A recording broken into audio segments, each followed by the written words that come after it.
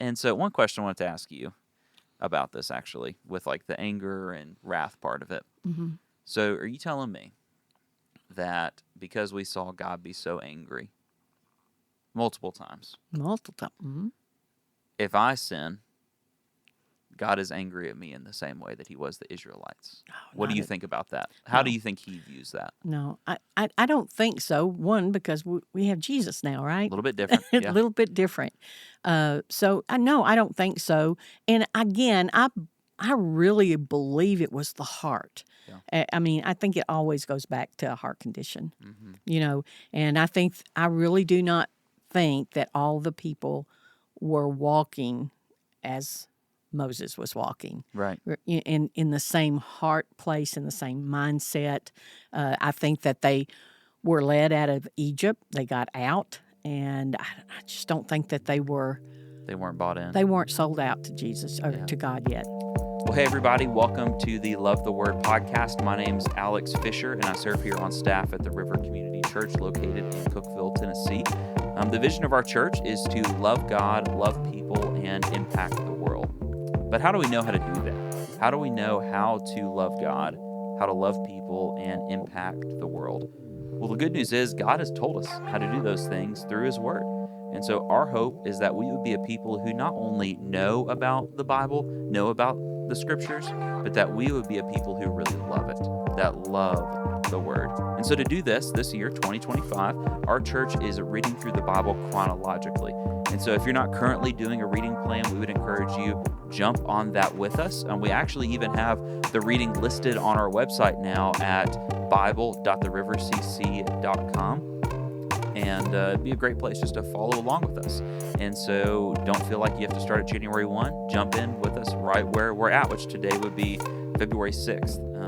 Yeah, today we've got one of my good friends, Miss Cindy Wilson, is here with us. Cindy serves as Pastor Steve's assistant and leads our prayer ministry here at the River, which includes a myriad of things, but probably one of the biggest would be our Freedom Prayer ministry. And so we're just so grateful for Miss Cindy and everything she does here at the River. And just how she influences so many people to really walk with God and understand the power of prayer and how to experience that power in their life. She also is a grandma and a great grandma, which is great. I've seen her love cooking. She's a great cook and loves hosting people, just making people feel welcome. And I just really appreciate that about you, Cindy. Like I've seen you cook for our college students several times and for a lot of different events we do here at the church, and just really appreciate your efforts in that. Thanks. But yeah, Cindy, thank you so much for coming on Love the Word. Thanks for asking me. Yeah, we're thankful you're here.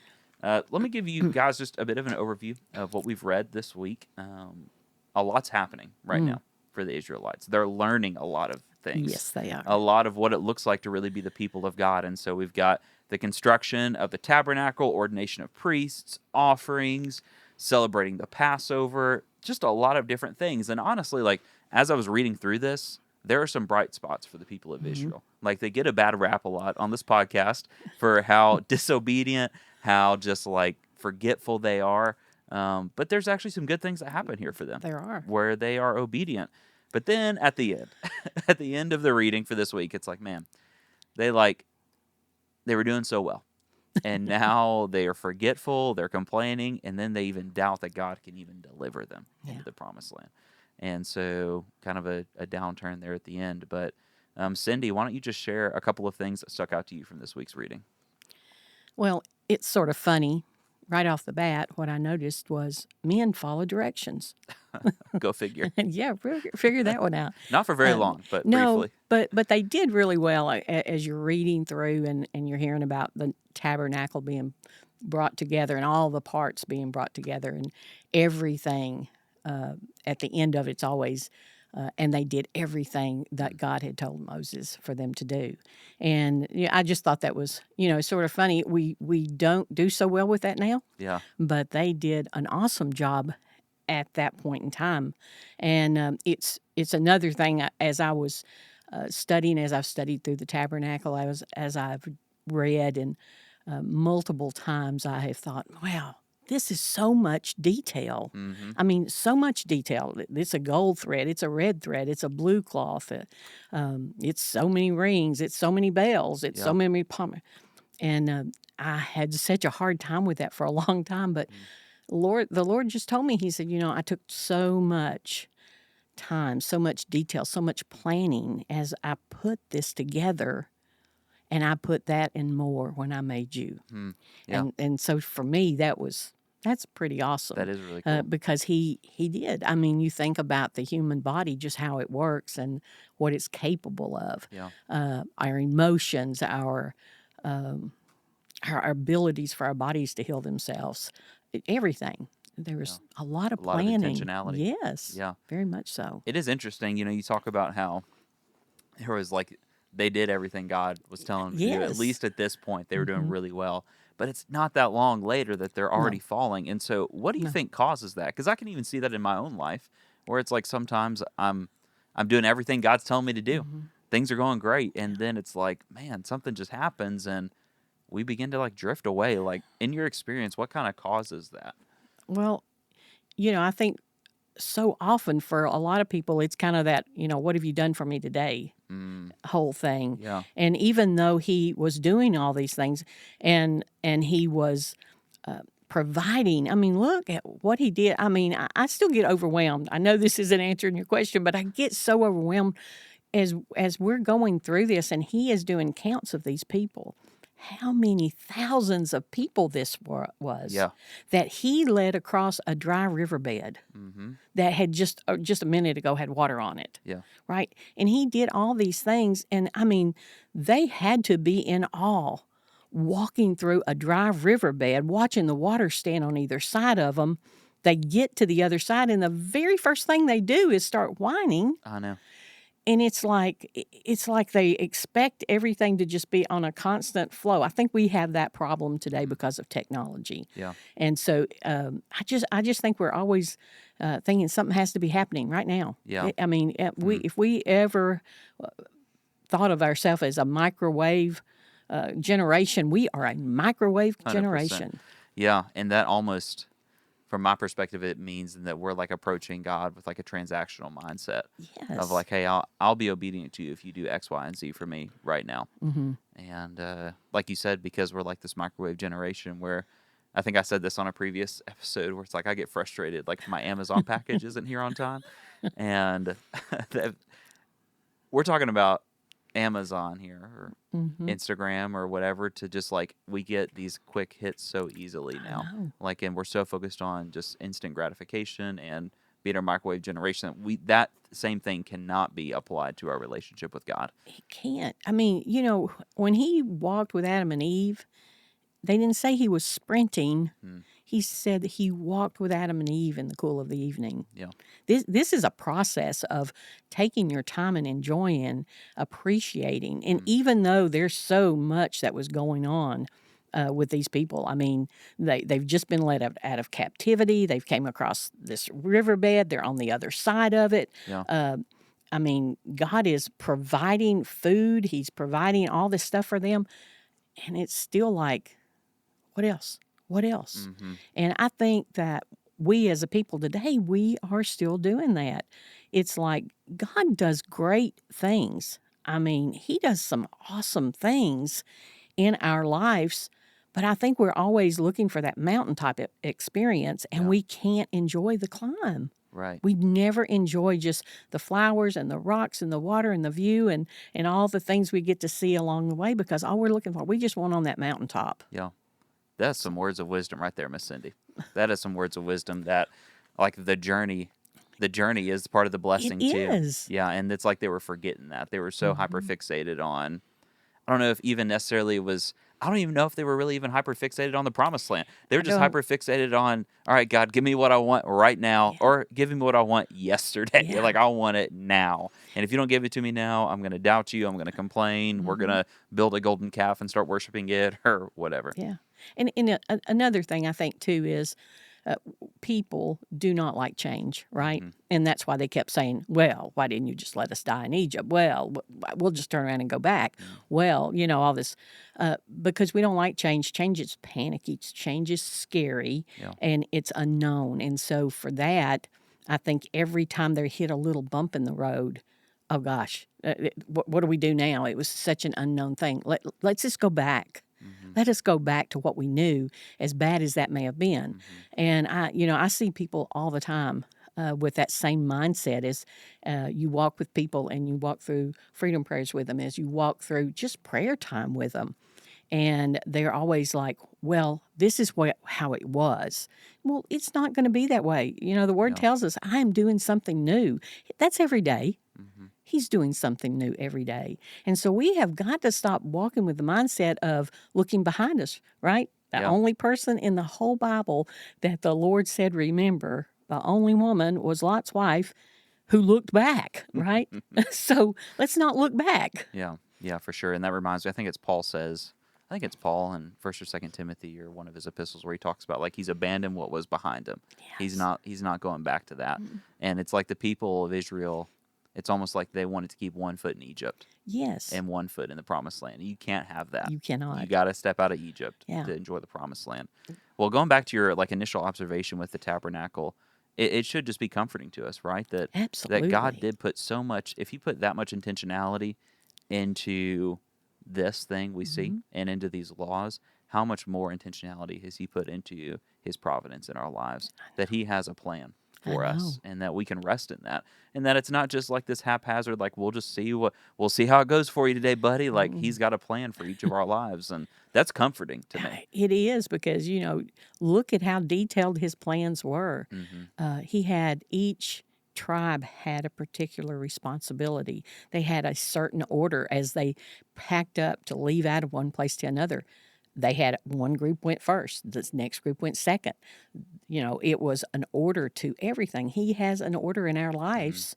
And, people always say, well, I don't know what God wants for me in my life. Well, it's in this book. Yeah. It's in here. It just takes a little time on our part to read it. But look at the time it took for him to plan it. Right. So, Right. Well, cool. Well, what's another observation you saw? well, I noticed another thing was that as they were working, as they were doing the tabernacle, preparing the tabernacle, building, gathering, they didn't complain and whine. God has a purpose in our lives, and we're supposed to work. Yeah. We are supposed to be productive. We are supposed to always be going forward and not sitting back and saying, well, this is terrible. This is, I can't believe that we are being left in this situation. How dare God make me do this? Yeah. Yeah. So I like the idea that there is purpose in everything that he does. And I'm not real into people who whine, Alex. Yeah, I know. I'm just not. I'm just like you're going to have to suck that up and come on and go forward, because if we continue to want to stay in Egypt, if that's what our thoughts are and our plans is, I just want to go back to what's comfortable, to what I know.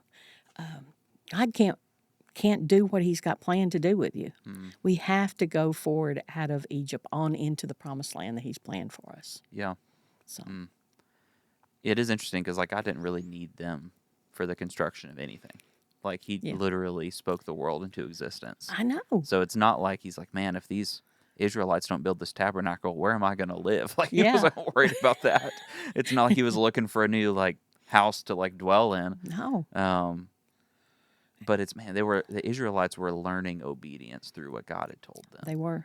They didn't learn it very well, but they were. They were. Yeah, that's right. Yeah, they tried initially, but yes. And that's just I think such a good lesson for me and just for Christians in general, that like sometimes like I think we look to where are the big opportunities that God's calling me to lean into, whether it's in ministry or in life or in a relationship.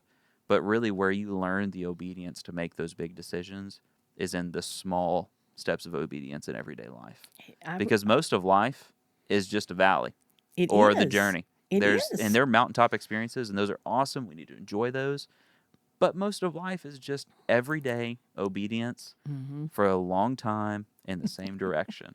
But then it makes it to where when the time is, you're staring at the Jordan River or you're staring at the Promised Land, and you're like, how are we going to take this? Yeah. Well, we've learned a rhythm of obedience through the building of the tabernacle, through all these other things. And hopefully now, based on that learning, we'll make the obedient decision now. Yeah. But I, they didn't. no, and it's it's it's so hard. Sometimes I think because I'm older, I look back at people and I just think, man, if you could just get a handle on being building up your foundation. Yeah. Be content in where he has you Mm. at this time. Learn what he's trying to show you. I've worked in the corporate world, and in the corporate world, I made sure I knew how to do every job that I was responsible for, every job that I was over, Yeah. because in doing that, then I was able to show someone else how to do it. I understood the problems that they were going to run up against. And I think that's kind of what God does with us, if we allow him to, Mm. is he walks us through places. And like you said, a lot of times it's in the valley. Yeah. But, the valley is where we learn, right? That's where the ground is the wettest. So true. That's where it's moist. That's where stuff grows. It's a little dark. Sometimes it's shaded, but the sun comes in on it, but it's still where the ground stays moist so things can grow. And you get on the mountaintop, and let me tell you, a lot of times there's just rocks up there. Yeah. It's beautiful. The view is awesome, but there's a lot of times there's just rocks because there's so much sun, stuff can't always grow up on those rocks. Yeah. Very true. And so I've spent a lot of time in valleys, but I mean, God has just been so gracious with me of letting me learn a lot of things that I believe he uses to help other people today Yeah. in walks of their life. So, yeah. Good words again, Miss Cindy. What were some things you saw in here that were just maybe a little challenging? I think that it probably is hard for someone who doesn't know the Word. I came to know the Lord later in life, and I have actually had the opportunity to lead a few people that were in their 40s to the Lord, and so Sweet. they didn't know anything. And as they were reading through the Old Testament, God had anger. Yeah. I mean, Yeah. he had anger, and he was frustrated with people. And I think for a lot of people, that's hard to understand because, right? Because we everything we do, we are like, God's a loving God, and he is a loving God. Yeah. But he is also a God who said, when you do these things, there's repercussions. Mm-hmm. There's going to be something. There will be dues to be paid, so to Yeah. speak. And Consequences. yes, Yeah. and so I think for a lot of people, that might be a difficult thing to hear. God he was ready to smite them all. That's like, Yeah. I'm just going to destroy all these Start over with people. Yeah, Moses. let's do this again. Yeah. So I think that might be kind of a hard or a challenging thing. I think for me personally, the hardest thing is, and again, it's I've come to such a place I just have to rely on the Lord. I have to. I don't have a choice because he's carried me so much Yeah. that I know I can rely on him. And it's hard when you see people being blessed today, and you see them being blessed in the Word over and over, and God showing favor and Him coming, at the last minute through the rescue, and they still sit back and say, "Where are you, God? Right. Oh, what have you done to us? Just let us." Just let us go back and die. We're going to die out here, and I think that is really hard. That hurts my heart. That people just have that thought that God's not there for them because He He is. is. And we see that over and over Over again. and over. I was preaching last night at the gathering on Jeremiah 2. And there's a verse. It's such a cool passage. And I've read it a lot before, but I've just never really studied Jeremiah 2. And there's a verse in there where God's like, what wrong did your fathers find in me Oh, yeah. to walk away from me? Yeah. What wrong did I ever do to you to make you want to leave me? And then there's this interesting phrase that happens a few times where he's like, you didn't even ask where I was.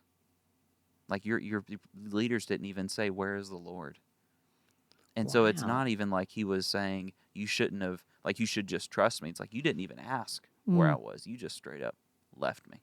Wow. So, we do that too. Yeah. I mean, we start depending on ourselves. Right. We start thinking we've got this. Yeah. And I think we get in that same place where we just we've got it. We don't have to go to Him Right. and ask, "Oh Lord, I need your help here. I need your influence. I need your insight."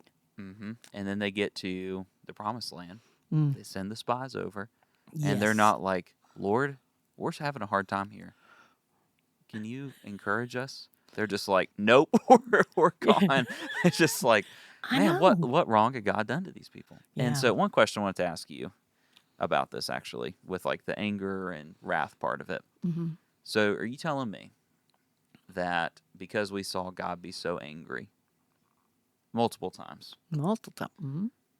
if I sin, God is angry at me in the same way that He was the Israelites? Oh, What do not you it. think about that? How do No. you think He views that? No, I don't think so. One, because we have Jesus now, A right? little bit different, A yeah. little bit different.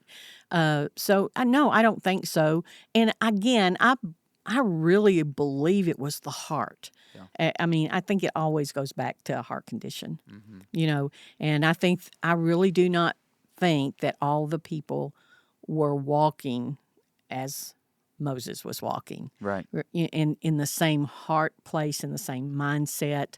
I think that they were led out of Egypt. They got out, and I just don't think that They weren't bought in. they weren't sold out to Jesus or Yeah. to God yet. Yeah. So, and so I think today, because we do have Jesus, that is not you know, kind of like in what we've read here, the priests, Mm. the Levites were Mm-hmm. kind of responsible for covering all those people. Yeah.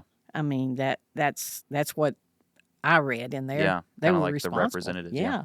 And that's what Jesus is for us today. And Mm. so I think He covers us. Yeah. And he's like it says, He's interceding for us at all times. Lord, Yeah. these are your people. You Right. love them. They're your children. They're following me, Lord. Yeah. And so Which is so encouraging, isn't it to be though? honest, because like when I think about, I think I heard Steve say on Sunday, I think it was Sunday. I'm sorry, Steve, if it wasn't. But I'm pretty sure on Sunday I heard him say, like, if I make it 24 hours with only sinning once or twice, I feel like I've had a good day. And, like, that is so true. Yeah. Because, and it would be so easy to read something like we've read in this and be like, man, God must be just so angry with me all I the time. know. And it's just so encouraging that, to me, that, yeah, the anger of God absolutely does exist. Yes. So much so that the only way that could be satiated, the only way His justice could be met was by putting His anger on Jesus. For me. Yes. And so, like, when you think about that, it's like, yeah, I have messed up so many times. I have rebelled against God so many times. But He sees that rebellion through the lens of that anger already being paid for, that Yes. wrath already being paid Praise for. the Lord for that. Right, You know, right. because none of us can walk that perfect walk. Yeah. And if it wasn't for Christ, you know, I kid all the time. If I lived in the Old Testament, they'd have stoned me to death a long time ago. Yeah. I could have never made it. I don't know if I would even made it across the Red Sea, honestly. Yeah, I'm not sure I would have either. But I do know that today because, you know, because Christ is my covering, because He is there interceding for me before the Lord all the time. Because, you know, it doesn't matter how much you want to walk in the fullness and the holiness and the righteousness of who Christ is. Man, our brains are just what they are, Yeah, right? our And we're nature, living in a world that is so broken, so frayed, and the enemy is, man, he's rampant, just like it says. He's looking for who to devour out there. So Yeah. Lots of good stuff. really, Yeah. very good Yeah. stuff. Well, let me kind of just give us an overview of where we're going next on the topic of rebellion. There is actually quite a bit of just sad decisions, a sad string of decisions that the Israelites make in the reading. Being deceived by neighboring nations, committing immoral acts, just things that are really tough to see. And so next week we'll dig into that a little bit more. But I would encourage you as you're doing this reading to just kind of piggyback off what we just talked about, that the anger you see God have towards these people is the anger He would have towards you if it were not for Christ. Yes. And so we should read this through the lens of like, man, yeah, God's angry not because He's some like punitive higher power that just wants to destroy us. I mean, we have effectively destroyed His good creation. Yeah. And as a loving Father, he's going to be disappointed. His heart's going to hurt because of the Yes. decisions we've made. But praise be to God that because of Christ, our relationship with God can be reconciled. Yes. And so, as we read this, it's just a good reminder that although on this podcast I feel like I could rename it from Love the Word to We Hate the Israelites in the Old Testament, I'm really no different. And if Yeah. it weren't for Christ, I would be in the exact same position these people are in, which is why we see them have the sacrifices, Yes. which is why that's such a big deal here, because God wanted to show them, like, hey, you're going to continue falling. You're going to continue needing sacrifices. You're going to continue needing these offerings. But one day there's going to come a time when one sacrifice will be made, past, present, and future. So, well, Miss Cindy, thank you so much for coming on. Just one last question. Want to hear from you. If someone's kind of new to the faith, or maybe they've been a Christian for a while, but this is the first time they've really taken reading the Word seriously, reading the Bible seriously, what's just a piece of advice you would give somebody about that? Don't get overwhelmed. Oh, yeah. That's good. Don't be overwhelmed. You've got time to read this, and God will reveal to you as you have matured spiritually. He'll reveal to you the things that you can take, right? Because He tells us all the time that in His Word, it tells us that I've got so many things to tell you, but you basically can't handle them yet. But He will. So just take your time, read the Word, enjoy it, stroll in the garden, right? good, Just yeah. stroll, Yeah. and don't feel like you're in a race to get it all absorbed. Don't, I tell people, don't try to read it all at one time. Yeah. It wasn't made to, it's a meal, Yeah. right? Yeah. Just take a little bit at a time. That's good. Well, Miss Cindy, thank you so much. I'm sure we'll talk to you again soon. All right, thanks. Thanks for listening to Love the Word podcast. This resource is hosted by the River Community Church located in Cookeville, Tennessee. Love the Word's goal is to help you to not only learn about the Bible, but to cultivate a deeper love for it so that we, as the church, can faithfully love God, love people, and impact the world. We believe the Bible is God's Word and is relevant to our lives today. This year, 2025, we have committed to read through the Bible as a church. So we invite you to come on the journey with us and discover who God is and how to walk with Him. For more information about the River Community Church and how to get connected, visit therivercc.com.